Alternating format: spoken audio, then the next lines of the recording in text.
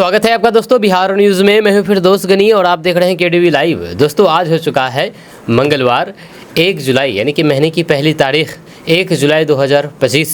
तो आज की पूरे बिहार की टॉप न्यूज़ लेकर आए हैं आपके लिए। वीडियो शुरू करने से पहले आपसे एक रिक्वेस्ट है कि अगर आप पहली बार इस चैनल पर आए हैं तो चैनल को सब्सक्राइब करके बेल आइकन को प्रेस कर दीजिए और साथ ही साथ वीडियो को लाइक कर दीजिए, अपने दोस्तों के साथ शेयर भी कीजिए। तो चलिए चलते हैं आज की खबरों की ओर। दोस्तों आज बिहार न्यूज़ की शुरुआत सबसे पहले करेंगे कि बिहार में हर रोज सड़क हादसे में 21 लोगों की जान जा रही है, 21 लोग मर रहे हैं सड़क हादसे की वजह से। आपको बता दूं कि बिहार में जितनी अच्छी सड़कें बन रही है उतनी ही बुरे हादसे के आंकड़े सामने आ रहे हैं। बिहार में कोई ऐसा जिला नहीं है जहां पर सड़क हादसों में लोगों की जान ना जा रही हो। जब बिहार की सड़कों पर हर दिन मौत की खबरें आती है, ये आंकड़े चौंकाते नहीं बल्कि दहला देते हैं। जब बिहार में हर रोज औसतन 27 सड़क हादसे होते हैं जिसमें से 21 लोगों की मौत हो जाती है। पिछले 8 वर्षों में लगभग 80,000 सड़क दुर्घटनाएं हुई है और 60,000 से अधिक मौत ये साबित करती है कि राज्य की सड़कों पर अब वाहन नहीं बल्कि लाशें दौड़ रही है। जी हाँ, बिहार में सबसे खतरनाक है नेशनल हाईवे पर चलना। यहाँ कुल दुर्घटनाओं में लगभग 45% हादसे हो रहे हैं। NH 31, NH 28, NH 30 और NH 57 ये राजमार्ग अब अपनी समलता के लिए नहीं बल्कि हादसों के प्रतीक के रूप में चर्चा में है। जहाँ रजौली से किशनगंज तक, गोपालगंज से पटना तक कोई ऐसी सड़क नहीं है जहां हादसे ना हो रहे हों। हर रोज कहीं ना कहीं ट्रकों और बाइक के बीच रौंद दी जाती जिंदगियां। बिहार में नेशनल हाईवे अब नेशनल हेल्थ लाइन बन चुकी है।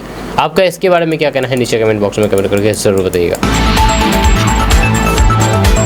दोस्तों उत्तर प्रदेश के इटावा से जाति का तांडव बिहार पहुंच गई है। जहां जाति का जहर बिहार में भी पहुंच गई है। बिहार में एक ऐसे गांव है जहां पर ब्राह्मण पुजारियों का आना बिल्कुल मना कर दिया गया है। एक बोर्ड लगाए गए हैं। इस बोर्ड में लिखा गया है कि इस गांव में ब्राह्मणों का पूजा पाठ करना सख्त मना है, पकड़े जाने पर डर के भागी होंगे। जब बिहार के मोतिहारी जिले के एक गाँव में आप प्रवेश करेंगे तो फिर जगह जगह ब्राह्मण पुजारियों के खिलाफ ऐसा संदेश लिखा नजर आएगा।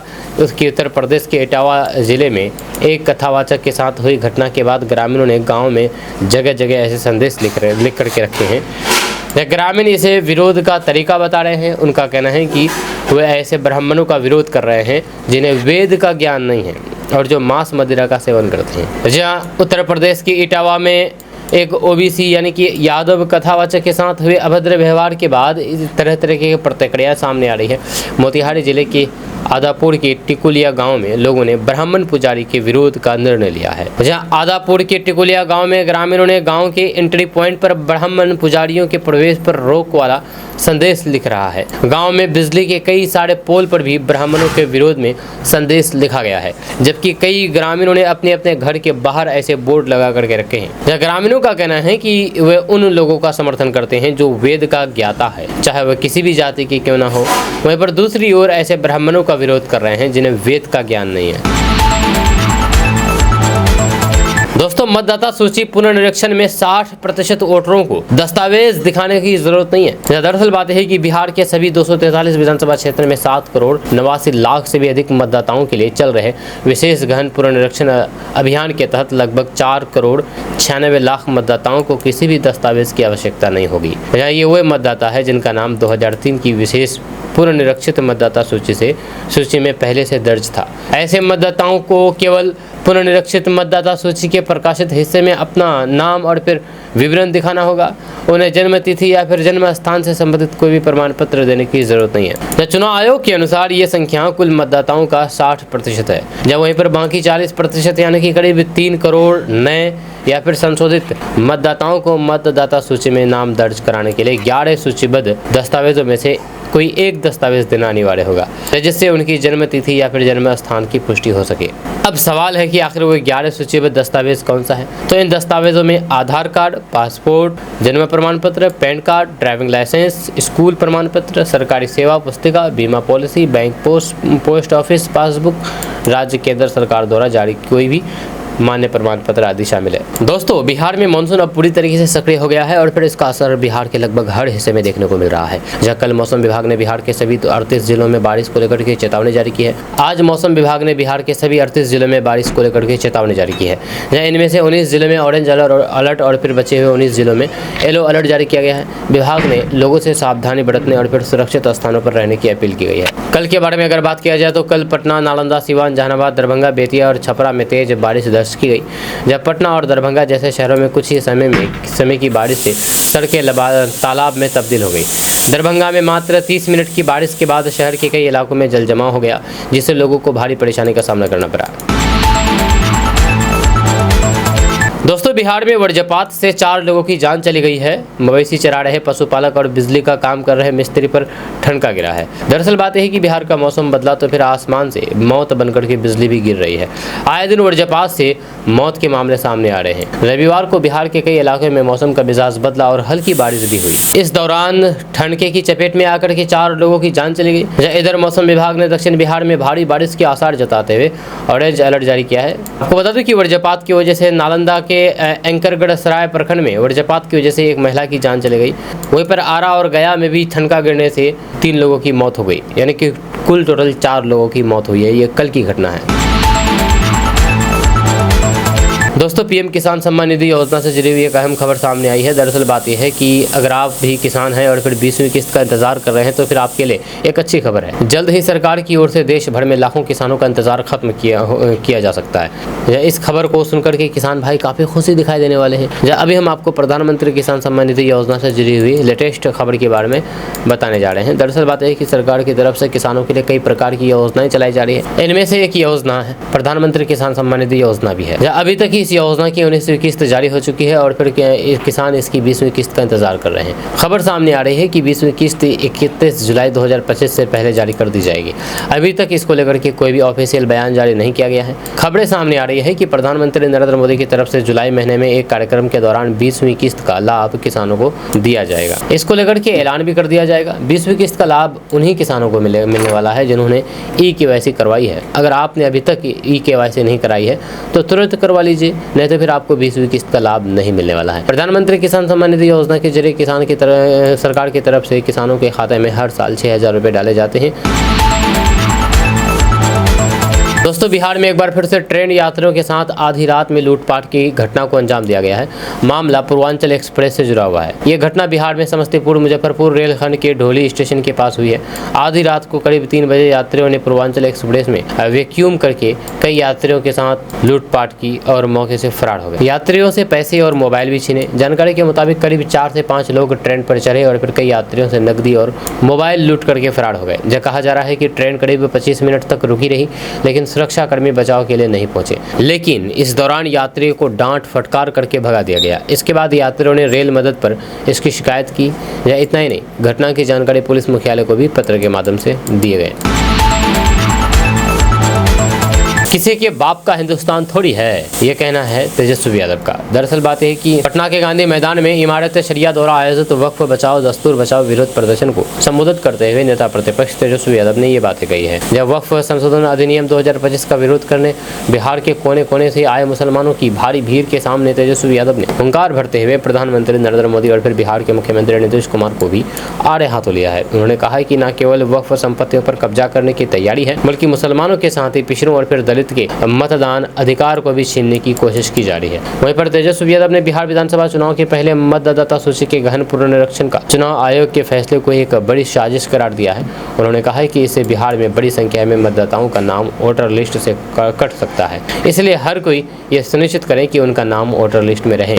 जहाँ तेजस्वी यादव ने दावा किया है कि बिहार से एनडीए सरकार जा रही है, इसलिए भाजपा अब मतदाताओं के खिलाफ साजिश रच रही है। उन्होंने सबसे अपील की है कि इस बार के चुनाव में भाजपा को हराने के लिए एकजुट रहना है। जहाँ इस सम्मेलन के आयोजकों का कहना है कि मुसलमानों में इस बात को लेकर के बहुत चिंता है कि संशोधन वक्फ संपत्तियों के प्रबंधन में मुस्लिम समुदाय की स्वायत्तता को कमजोर करता है। जहाँ उनका ये भी आरोप है कि विवादास्पद वक्फ अधिनियम मुसलमानों के संवैधानिक अधिकारों का उल्लंघन करता है। उनका कहना है कि ये वक्फ संपत्तियों पर नियंत्रण को केंद्रीकृत करता है, धार्मिक स्वतंत्रता का उल्लंघन करता है और इसमें मुस्लिम हितधारकों के साथ पर्याप्त परामर्श का अभाव है। दोस्तों, राजद विधायक समीर महासेठ ने विधानसभा चुनाव से पहले तेजस्वी यादव की भद्द पिटवा दी। जहाँ ऐसी फजीहत कराई कि नेता प्रतिपक्ष तेजस्वी यादव ने सपने में भी नहीं सोचा होगा। जहाँ महासेठ चले थे वैश्य वोटरों के ठेकेदार बनने, पर पटना में ऐसे औंधे मुंह गिरे जिसकी कल्पना भी नहीं की होगी। जहाँ राज्य भर से वैश्य समाज के लोगों का जुटान कराया गया, फिर भी एक हॉल तक नहीं भर पाए। जहाँ तेजस्वी यादव समय से कार्यक्रम में पहुंचे, पर जैसे ही उन्हें जानकारी लगी कि हॉल खाली है, लिहाजा भरने के इंतजार में करीब 40 मिनट पर वीआईपी रूम में बैठे रहे। तब भी सभागार नहीं भरा, मजबूरन उन्हें मंच पर आना पड़ा। वहीं पर आरजेडी विधायक सह पूर्व मंत्री समीर महासेठ की तरफ से राजधानी पटना के बापू सभागार में वैश्य प्रतिनिधि सम्मेलन का आयोजन किया गया। यह सम्मेलन में राजद से जुड़े हुए वैश्य समाज के सभी विधायक, विधान पार्षद और फिर अन्य नेता मौजूद रहे। चीफ गेस्ट के तौर पर नेता प्रतिपक्ष तेजस्वी यादव भी पहुंचे, लेकिन जिसके लिए कार्यक्रम था वही नहीं आया। यानी कि वैश्य समाज से जुड़े हुए लोग प्रतिनिधि बापू सभागार में नहीं पहुंचे, या फिर समीर महासेठ के इस कार्यक्रम से दूरी बना ली, लिहाजा हॉल के 40% कुर्सियां खाली रह गई। दोस्तों, बिहार के सिपाहियों और फिर पुलिस अधिकारियों के वेतन भत्ते में वृद्धि होगी। दरअसल बात यह है कि बिहार पुलिस मुख्यालय ने बिहार के पुलिस पदाधिकारियों और फिर कर्मियों के लिए यात्रा और दैनिक भत्ते की नई एवं संशोधित दरें जारी कर दी है। वेतन संरचना के आधार पर तय की गई है और फिर अब से सरकारी कार्य या फिर हस्तांतरण के दौरान यात्रा व्यय की प्रतिपूर्ति इन्हीं के अनुसार की जाएगी। बिहार विधानसभा चुनाव में बस कुछ ही महीने बाकी है और फिर सभी पार्टियों ने राजनीतिक गुना गणित शुरू कर दी है।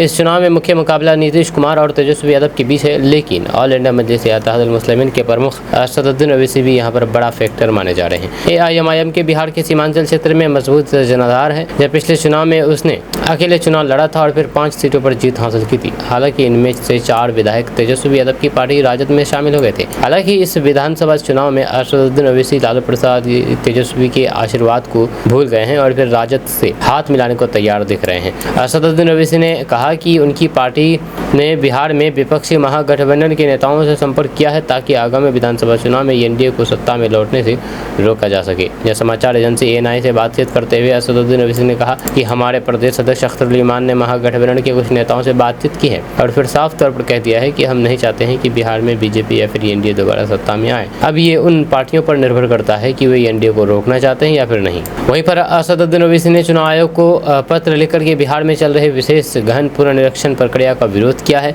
उन्होंने इस प्रक्रिया को कानूनी रूप से संदिग्ध बताया है और कहा है कि ये प्रक्रिया आगामी चुनाव में वास्तविक मतदाताओं को मतदान से वंचित कर सकती है। वहीं पर एआईएमआईएम प्रमुख असदुद्दीन ओवैसी ने एक्स पर पोस्ट करके चुनाव आयोग पर पिछले दरवाजे से बिहार में एनआरसी लागू करने का आरोप लगाया था। उन्होंने लिखा है कि अब मतदाता सूची में पंजीकृत होने के लिए नागरिकों को न केवल अपनी जन्मतिथि बल्कि अपने माता पिता के जन्मतिथि और फिर जन्म स्थान भी साबित करना होगा, जबकि भारत में केवल 3/4 जन्म पंजीकृत है और फिर सरकारी दस्तावेजों में बड़ी गलतियां हैं। बिहार की राजनीति में जदयू और राजद के बीच तनातनी अब अपने चरम पर पहुंच गई है। जदयू के मुख्य प्रवक्ता और विधान परिषद सदस्य नीरज कुमार ने फुलवाड़ी शरीफ में एक कार्यक्रम में दावा किया है कि अगले एनडीए सरकार बनने पर आरजेडी अध्यक्ष लालू प्रसाद यादव की फुलवाड़ी शरीफ में स्थित 6 एकड़ जमीन जब्त की जाएगी। सरकारी खर्चे से भूमिहीनों के लिए घर बनाए जाएंगे। वहीं पर नीरज ने लालू परिवार पर भ्रष्टाचार का आरोप लगाते हुए काफी कुछ कहा है। जब विशेष रूप से 2004 से 9 के बीच रेलवे में नौकरी के बदले जमीन घोटाले का उन्होंने जिक्र किया है। उन्होंने कहा है कि लालू ने अपने शासनकाल में केवल धन अर्जन पर ध्यान दिया है, न कि जन कल्याण पर, और उनकी जमीन का उपयोग उन गरीब वर्गों के लिए होगा जिनके नाम पर राजद ने 15 साल तक सत्ता चलाई। अब इसके जवाब में राजद प्रवक्ता चित्तरंजन गगन ने तीखा पलटवार करते हुए कहा है कि नवंबर 2025 के बाद बिहार में तेजस्वी यादव के नेतृत्व में नई सरकार बनेगी जो एनडीए के भ्रष्टाचार की जांच करेगी। उन्होंने जदयू के दावे को बेबुनियाद और फिर सियासी स्टंट करार दिया है। गगन ने यह भी कहा कि लालू परिवार के खिलाफ लगाए गए आरोप राजनीति से प्रेरित है। चुनावी मौसम में केंद्रीय एजेंसियों का दुरुपयोग करके लालू को निशाना बनाया जा रहा है। दोस्तों, बिहार के बेगूसराय के तेघरा से दरभंगा आ रही महिला ट्रेन से अचानक लापता हो गई। जब महिला के पति सुमित कुमार ने रेल थाना लहरिया सराय में आवेदन देकर के बताया है कि 28 जून 2025 को वे अपनी पत्नी आंचल कुमारी के साथ तेघरा स्टेशन से हावड़ा जयनगर ट्रेन में सवार हुए थे। समस्तीपुर स्टेशन के पास पत्नी ने वॉशरूम जाने की बात कही। इसके बाद वह लौट कर नहीं आई। जहाँ सुमित ने बताया है कि कुछ देर के लिए उसकी आंख लग गई थी। जब नींद खुली तो फिर पत्नी को ढूंढा, लेकिन वह नहीं मिली। बाथरूम के पास भी गया, वहाँ भी वह नहीं थी। जब पूरी बोगी में खोजा, लेकिन कोई भी सुराग नहीं मिला। दोस्तों, बिहार में विधानसभा चुनाव को लेकर के राजनीतिक गतिविधियां तेज हो गई है। इस बीच चिराग पासवान ने मुख्यमंत्री नीतीश कुमार के गृह जिले नालंदा में एक जनसभा को संबोधित किया। चिराग पासवान ने इस रैली में कहा कि उन्हें बिहार आने से रोकने की साजिश हो रही है। यहां पर जनसभा को संबोधित करते हुए चिराग पासवान ने कहा है कि कई लोग इस बात से घबराए हुए हैं कि मैं बिहार आना चाहता हूँ। वे जानना चाहते हैं कि क्या मैं यहाँ चुनाव लड़ूंगा, तो मैं उन्हें बता देना चाहता हूँ कि मैं बिहार के लिए विधानसभा चुनाव लड़ना चाहता हूँ, ताकि बिहार फर्स्ट, बिहारी फर्स्ट का मेरा सपना साकार हो सके। जब वहीं पर चिराग पासवान ने कहा कि आज जब चिराग पासवान वापस बिहार लौटना चाहता है तो फिर कईयों को तकलीफ होती है, कईयों की चिंता बढ़ती है, क्योंकि ये वही लोग हैं जिन्होंने 90 के दशक में लाखों बिहारियों को पलायन करने पर मजबूर किया। आज जब वे बिहारी वापस अपने राज्य आना चाहते हैं तो फिर इन विपक्षी नेताओं को तकलीफ होती है। आज फिर एक साजिश रची जा रही है चिराग पासवान को रोकने के लिए। उन्होंने कहा है कि एक वो दौर था जब चिराग पासवान ने साल 2020 में बिहार फर्स्ट, बिहारी फर्स्ट का नारा दिया था। उस वक्त साजिश रची गई थी चिराग पासवान को समाप्त करने के लिए। घर पार्टी सब कुछ तोड़वाने का काम किया गया था। आज फिर वही साजिश रची जा रही है, क्योंकि चिराग पासवान ये चाहता है कि अपने राज्य वापस आएं। दोस्तों, बिहार में अब पुल नहीं गिरेंगे। जी हाँ, मंत्री अशोक चौधरी ने बताया है नीतीश सरकार का प्लान। दरअसल बात यह है कि बिहार में बार बार पुल गिरने की घटनाओं को गंभीरता से लेते हुए राज्य सरकार ने अब बड़ा कदम उठाया है।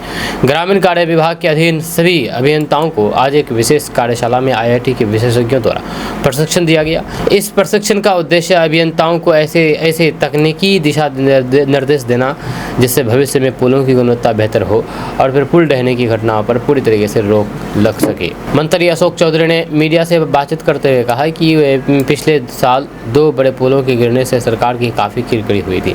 अब हमने तय कर लिया है कि गुणवत्ता से कोई भी समझौता नहीं होगा। IIT की विशेषज्ञ अभियंताओं को टिकाऊ और फिर सुरक्षित पुल निर्माण की दिशा में मार्गदर्शन दे रहे हैं। वहीं पर वक्फ बोर्ड विवाद और तेजस्वी यादव के बयान की नीतीश कुमार अब मुस्लिम वोट बैंक साध रहे हैं। इसको लेकर के मंत्री अशोक चौधरी ने तीखा जवाब देते हुए कहा है कि ऐसी बयानबाजी उन लोगों को शोभा नहीं देती है और ऐसी बयानबाजी उन लोगों को शोभा देती है जो खुद को MY समीकरण का ठेकेदार मानते हैं। मगर मुसलमान भाइयों को ये सोचना चाहिए कि 15 वर्षों तक जब उनके माई बाप की सरकार थी तब अल्पसंख्यकों के लिए क्या किया, या कितने विश्वविद्यालय, स्कूल या फिर ट्रेनिंग सेंटर खोले गए, कितनों को रोजगार मिला। या उन्होंने आगे कहा है कि नीतीश कुमार की सरकार ने अल्पसंख्यक समुदाय के लिए ठोस कार्य किए हैं, चाहे शिक्षा हो, ट्रेनिंग हो या फिर रोजगार हो। हम समावेशी विकास में विश्वास करते हैं। हमारे नेता ने साफ कर दिया है कि जो वोट देगा उसका भी काम होगा, जो नहीं देगा उसका भी। हम जाति और धर्म नहीं बल्कि विकास की राजनीति करते हैं। दोस्तों, बिहार में 62 प्रकार के उद्योग आप लगाइए, उसके बाद नीतीश सरकार आपको 2 लाख रुपए की मदद देगी। जहाँ मुख्यमंत्री उद्यमी योजना के तहत मेहनती युवाओं को वित्तीय सहायता प्रदान की जा रही है ताकि वे अपने स्वयं के व्यवसाय की शुरुआत कर सके। ये योजना विशेष रूप से अनुसूचित जाति, अनुसूचित जनजाति और फिर अन्य पिछड़ा वर्ग के युवाओं के लिए है, जिससे कि वे भी समाज की मुख्य धारा में शामिल हो सके और फिर आत्मनिर्भर बन पाए। जहाँ आर्थिक रूप से कमजोर लोगों के उत्थान और फिर आत्मनिर्भर बनाने को लेकर के चलाई गई मुख्यमंत्री लघु उद्यमी योजना के तहत जिले में अब तक 61 लाभुकों को सहायता मिली है। मुख्यमंत्री उद्यमी योजना अंतर्गत पिछले साल 44 लाभुकों को लाभ दिया गया था। इस साल अब तक 17 लोगों को लाभ मिला है। दोस्तों, बिहार की राजनीति में महागठबंधन एक बार फिर से सत्तारूढ़ एनडीए को टक्कर देने की तैयारी में है। जहाँ इस साल के अंत में होने वाले विधानसभा चुनाव को देखते हुए महागठबंधन कॉमन मैनिफेस्टो तैयार कर रहा है। जिसमें कांग्रेस और फिर राजद को ने साझा मुद्दों को प्रमुखता देने की रणनीति बनाई है। जब महिलाएं एनडीए की बेस वोटर के तौर पर जानी जाती है, महागठबंधन इसमें सेंध लगाने की तैयारी है। इसलिए कांग्रेस ने इस बार महिला मतदाताओं को लुभाने की व्यापक योजना बनाई है। महिलाओं की बात अभियान के जरिए प्रखंड से लेकर के जिला स्तर तक महिलाओं से सीधा संवाद करके उनकी समस्याओं को साझा किया। इसमें आशा कार्यकर्ता, जीविका दीदी, आंगनबाड़ी कर्मी, मिड डे मील बनाने वाली महिलाओं और फिर स्वयं सहायता समूह की महिलाओं को सुविधा देने की बात कही गई। मीडिया रिपोर्ट्स की माने तो महागठबंधन अपने कॉमन मैनिफेस्टो में महिलाओं की आय बढ़ाने, महंगाई, चिकित्सा, शिक्षा, सुरक्षा और फिर पारिवारिक माहौल जैसे विषयों को शामिल कर सकती है। दोस्तों, तेज प्रताप यादव ने अपने सोशल मीडिया पोस्ट और प्रेम के बारे में बड़ा खुलासा किया है। जब बीते दिनों अपनी तथाकथित महिला मित्र अनुष्का के साथ वीडियो वायरल होने के बाद तेज प्रताप यादव काफी चर्चा में आए थे। अब तेज प्रताप यादव ने एक टीवी चैनल को दिए इंटरव्यू में इस मामले में चुप्पी तोड़ी है और बिहार विधानसभा चुनाव लड़ने पर भी खुलासा किया है। जी हाँ, जब तेज प्रताप यादव से पूछा गया है कि आपको लगता है कि प्रेम करने की भारी कीमत आपको चुकानी पड़ी, इस सवाल के जवाब में तेज प्रताप यादव ने कहा है कि प्रेम सभी लोग करते हैं, प्रेम आप भी किए होंगे, किसका क्या कीमत चुकाना पड़ा। जब प्रेम किया तो क्या प्रेम करके कोई गलत नहीं किया। वहीं पर अनुष्का के साथ फोटो पोस्ट करने के सवाल पर तेज प्रताप यादव ने कहा कि इस मामले पर मैं कुछ ज्यादा बात नहीं करना चाहूंगा, वह सोशल मीडिया पोस्ट मैं नहीं किया था। जब तेज प्रताप यादव से आगे पूछा गया है कि आपने कहा है कि पोस्ट किसी और ने डाला था, तो इस सवाल से तेज प्रताप यादव कुछ नहीं बोले। जब बिहार विधानसभा चुनाव में तेज प्रताप यादव की भूमिका को लेकर के जब सवाल पूछा गया कि क्या वह चुनाव लड़ेंगे या नहीं, इस पर तेज प्रताप यादव ने कहा कि चुनाव में मेरी भूमिका महान जनता तय करेगी। लाखों की संख्या में रोज जनता मेरे आवास पर मुझसे मिलने के लिए आती है। या कोई मुझे पार्टी से निकाल सकता है, जनता के दिल से नहीं निकाल सकता है। उस समय में परिस्थितियों के अनुसार निर्णय लिया जाएगा कि क्या करना है। अल्पसंख्यकों के प्रति आरजेडी की हमदर्दी महज दिखावा है, ये कहना जेडीयू का है। जदयू के प्रदेश अध्यक्ष उमेश कुशवाहा ने कहा कि अल्पसंख्यकों के प्रति आरजेडी की हमदर्दी महज दिखावा है, ये सिर्फ राजनीतिक स्वार्थ और फिर वोट बैंक से प्रेरित है। जब परिवारवादी मानसिकता वाले लोग समाज के सच्चे हितैषी नहीं हो सकते, जब बिहार की जनता इस सच्चाई को भली भांति समझ चुकी है। अल्पसंख्यकों के सच्चे हितैषी नीतीश कुमार है। जदयू के प्रदेश अध्यक्ष ने कहा है कि लालू राबड़ी के 15 वर्षों के शासनकाल में अल्पसंख्यकों के वास्तविक सशक्तिकरण के लिए ऐसा कोई भी उल्लेखनीय कार्य नहीं हुआ है जिसे उदाहरण के तौर पर प्रस्तुत किया जा सके। वहीं पर राजद सुप्रीमो लालू प्रसाद यादव ने भागलपुर दंगे के मुख्य आरोपी को संरक्षण दिया और फिर सार्वजनिक मंच पर उसे सम्मानित करके अल्पसंख्यक समुदाय की भावनाओं को गहरी ठेस पहुंचाई। वहीं अल्पसंख्यक समुदाय के अधिकारों की रक्षा, उनके सामाजिक, शैक्षणिक और आर्थिक सशक्तिकरण के लिए मुख्यमंत्री नीतीश कुमार ने जो कार्य किया है वो पूरे देश में अनुकरणीय है। 2005 में अल्पसंख्यक कल्याण के लिए जहां बजट मात्र 3 करोड़ रुपए था, वहीं अब ये बढ़ करके 1004 करोड़ रुपए से भी अधिक हो गया है। वहीं पर नीतीश सरकार ने उर्दू शिक्षकों की नियुक्ति, मदरसा शिक्षकों को वेतनमान 8000 से अधिक, कब्रिस्तानों की घेराबंदी, मुख्यमंत्री अल्पसंख्यक उद्यमी योजना, तालीमी मरकज की स्थापना और फिर मदरसों से के समुचित विकास जैसे कदम उठाकर के अल्पसंख्यक समुदाय को मजबूत आधार प्रदान किया है। दोस्तों, वक्फ संशोधन विधेयक के विरोध में आयोजित रैली पर प्रतिक्रिया व्यक्त करते हुए उप मुख्यमंत्री विजय कुमार सिन्हा ने कहा कि यह तुष्टीकरण की प्रकाष्ठा है और लोकतांत्रिक परंपरा को चुनौती देने का एक अनुचित प्रयास है। वोट बैंक के नाम पर परिवार के सभी सदस्य एक मंच पर आ गए हैं, जबकि ये विधेयक देश की संसद द्वारा बहुप्रतीक्षित मांग और फिर सुप्रीम कोर्ट के बार निर्देश पर पारित किया गया है। जब मोदी सरकार का स्पष्ट सिद्धांत है कि हम वोट बैंक के लिए कोई कानून नहीं लाएंगे, क्योंकि कानून न्याय और फिर लोगों के कल्याण के लिए होता है, इसे तुष्टीकरण का माध्यम नहीं बनाया जाना चाहिए। वहीं पर वक्फ संशोधन विधेयक में कहीं भी धार्मिक स्वतंत्रता में हस्तक्षेप नहीं किया गया है। वक्फ बोर्ड में धार्मिक दान से संबंधित कार्यों में किसी भी गैर इस्लामिक सदस्य को जगह नहीं दी गई है। वक्फ बोर्ड या फिर उसके परिसर में जिन गैर मुस्लिम सदस्यों को रखने की बात कही गई है, उनका काम धार्मिक गतिविधियों से संबंधित नहीं होगा। बिहार के डिप्टी सीएम विजय कुमार सिन्हा का। दोस्तों, अब पटना में कचरे से बिजली बनाया जाएगा। या कचरे से बिजली, दरअसल बात यह है कि पटना समेत बिहार के 11 नगर निकायों के कचरे से 15 मेगावाट बिजली उत्पादन की परियोजना शुरू की जा रही है। इस पर 513 करोड़ रुपए खर्च होंगे, जिसमें केंद्र सरकार 33% राशि देगी और फिर बचे हुए राशि पीपीपी मोड के तहत निजी भागीदारी से जुटाई जाएगी। वहीं पर नगर विकास एवं आवास मंत्री जीवेश कुमार मिश्रा ने पटना के तारामंडल सभागार में बिहार इंडस्ट्रीज एसोसिएशन द्वारा आयोजित बिहार रिन्यूएबल एनर्जी एक्सपो 2025 के समापन समारोह में ये घोषणा की है। आपको बता दूं कि ये प्लांट रामचक बेरिया में स्थापित होगा, जो कि प्रतिदिन 1600 टन कचरे का प्रसंस्करण करेगा। बिजली के साथ साथ एथेनॉल और फिर कंपोजिट खाद का भी उत्पादन होगा, जबकि बची सामग्री लैंड फिलिंग के लिए इस्तेमाल होगी। दोस्तों, बिहार के आंगनबाड़ी केंद्रों में लंबे समय से चली आ रही अनियमितताओं और फिर धांधली की शिकायतों के बाद एकीकृत बाल विकास सेवा यानी कि ICDS निदेशालय ने एक बड़ा कदम उठाया है। अब राज्य भर के यानी कि बिहार के सभी आंगनबाड़ी केंद्रों की गहन जांच की जाएगी, ताकि बच्चों की उपस्थिति, उनकी वृद्धि की माप और फिर पोषण ट्रैक्टर पर दर्ज जानकारी की सत्यता सुनिश्चित की जा सके। ये फैसला उन लगातार मिल रही शिकायतों के बाद आया है, जिनमें बच्चों की संख्या और फिर पोषण से जुड़े हुए आंकड़ों में गड़बड़ी की बात सामने आ रही थी। वहीं पर बिहार में बच्चों के पोषण और फिर स्वास्थ्य को लेकर के सरकार की प्रतिबद्धता के बावजूद भी आंगनबाड़ी केंद्रों के संचालन में कई खामियां उजागर हुई है। वहीं पर ICDS निदेशालय को लगातार ऐसी शिकायतें मिल रही थी कि कई आंगनबाड़ी केंद्रों पर बच्चों की संख्या और फिर उनके वृद्धि माप से संबंधित गलत आंकड़े भेजे जा रहे हैं।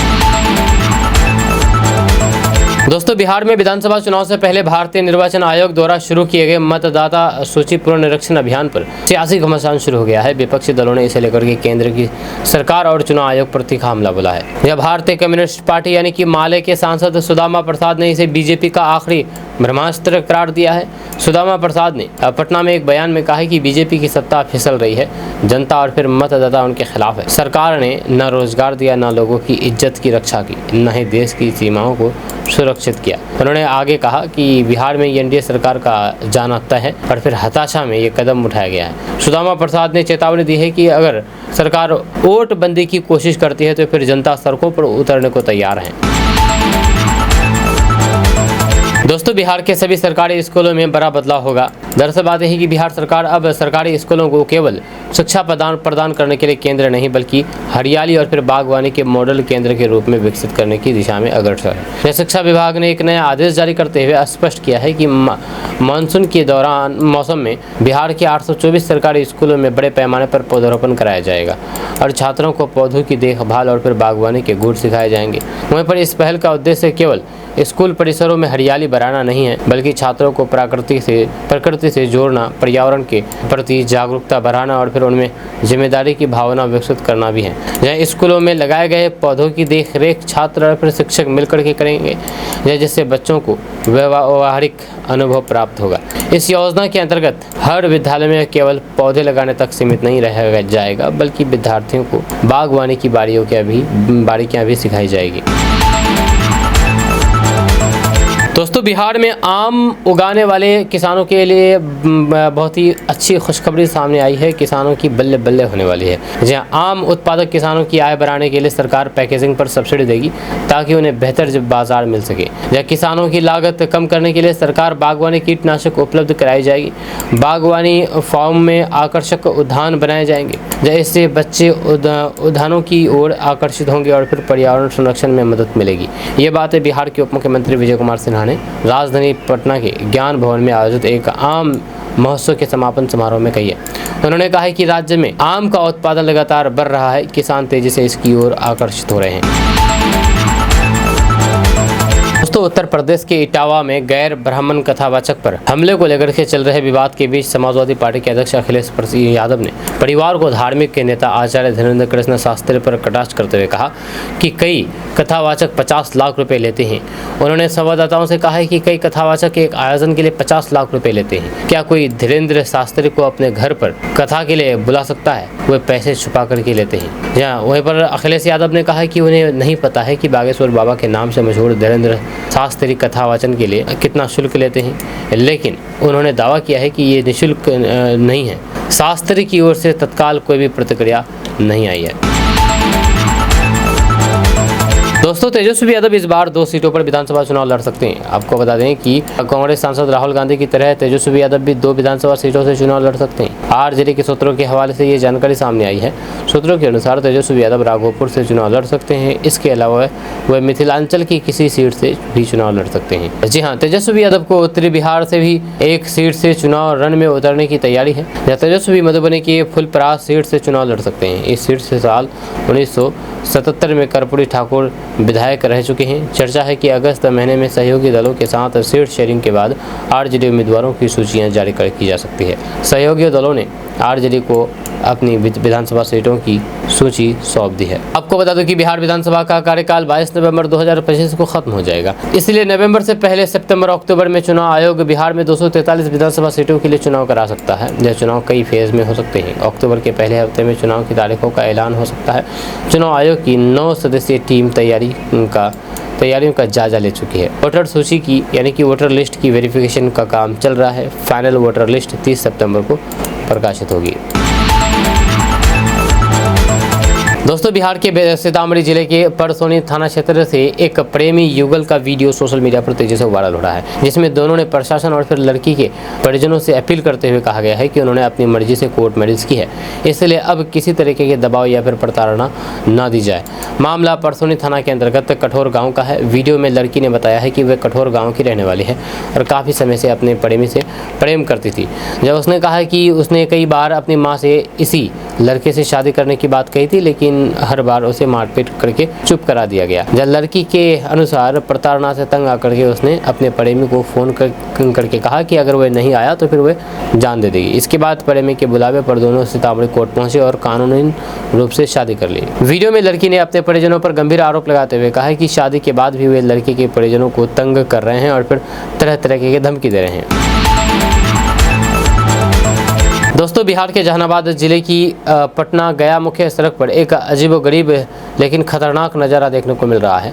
यहाँ पर सड़क चौड़ीकरण का काम तेजी से हो गया है और डामर भी बिछ गए हैं। किनारे सजे धजे, लेकिन बीच सड़क पर खड़े दर्जनों पेड़ मौत की तरह जगह जगह खड़े हुए हैं। ये पेड़ अब सड़क पर चलने वाले हर वाहन और हर व्यक्ति के लिए एक अस्थायी खतरा बन चुका है। ये मामला पटना गया रोड स्थित एरकी पवार ग्रिड के पास की है, जहां पर 100 करोड़ की लागत से सड़क चौड़ीकरण किया गया, लेकिन सड़क का ये चौड़ीकरण हादसे को दावत दे रही है। यह दरअसल सड़क चौड़ीकरण की इस परियोजना के दौरान वन विभाग और फिर जिला प्रशासन के बीच पेड़ों की कटाई को लेकर के आपस में तनातनी हो गई, जहां पर वन विभाग ने पेड़ों की कटाई के बदले 14 हेक्टेयर वन भूमि की भरपाई की मांग की। जिला प्रशासन उनकी इस शर्त को पूरा नहीं कर सका और उसी का नतीजा ये हुआ कि सड़क को चौड़ीकरण कर दिया गया, वह भी पेड़ छोड़ कर गए। अब सड़क में जगह जगह पेड़ ही पेड़ नजर आ रहे हैं। जहाँ वहीं पर सड़क निर्माण करने वालों ने पेड़ों को बीच में छोड़ते हुए उनके इर्द गिर्द से सड़क को घुमा दिया गया है। जहाँ ये नज़ारा मानो सड़क पर खड़ी मौत के खंभे गाड़ दिए गए हों। नतीजतन दर्जनों पेड़ अब सीधे सड़क के बीचों बीच खड़े हैं, जिससे प्रतिदिन हजारों वाहन चालक जान जोखिम में डाल करके यहाँ से गुजरने को मजबूर हैं।